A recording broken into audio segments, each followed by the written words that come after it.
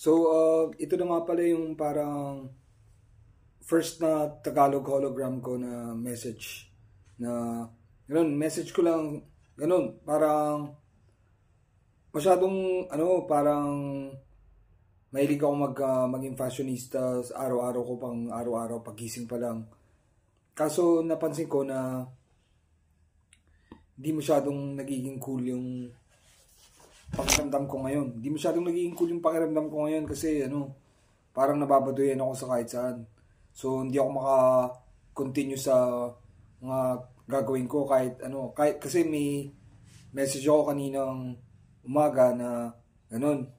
Iisipin mo na yung word na uncool para magawa mo yung dapat mong gawin. Kaso ganun, nagawa ko nga pero di tulad nung dati, natatapos ko kagad. 2 na kagad yung natatapos kong painting sa isang araw. Tapos ngayon, parang medyo bumabagal ako, parang nanghihina ako. Di ko alam kung bakit. Tapos parang nag-swimming ako, parang nanghihina ako sa swimming. Nung mga araw, ganun, nakakapagod mag-swimming. Pag uwi mo, sama mo mga kaibigan mo. Tapos nag-swimming kayo, tapos pagod ka pag uwi.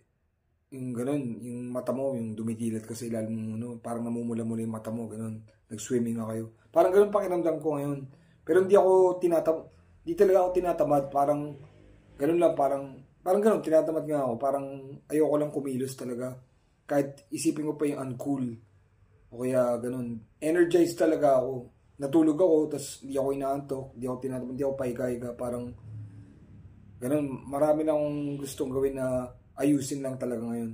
Tapos yung isa kong, yung topic ko ngayon, ganun, yung inayos ko yung sarili ko na hindi lang basta forma yung gagawin ko ngayon na normal na kung ano man yung sinusuot ko.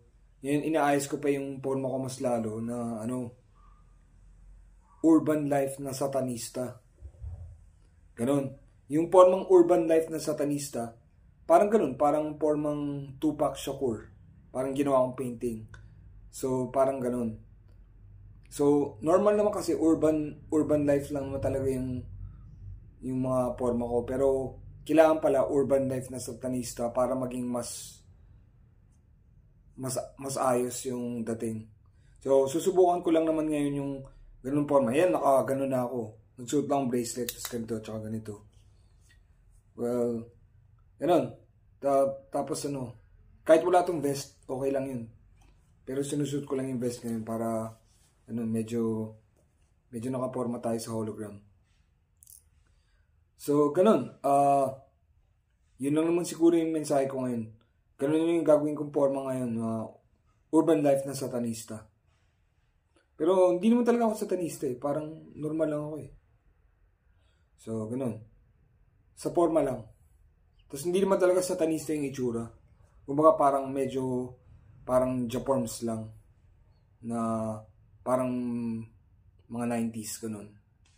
So, basically, futuristic naman talaga yung urban life na forma. Pero gagawin mo pang urban life na satanista para